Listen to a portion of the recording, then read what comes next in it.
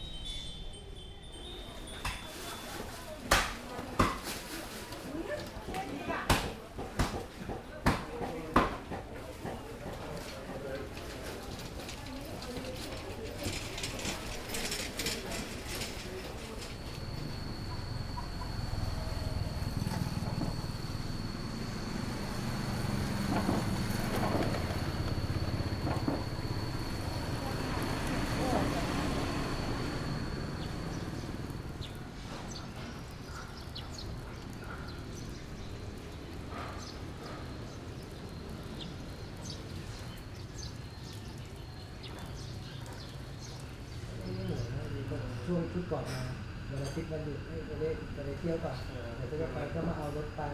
เป็นก็ไปก็ให้เวลาส่วนตัวอะไรอย่างเงี้ย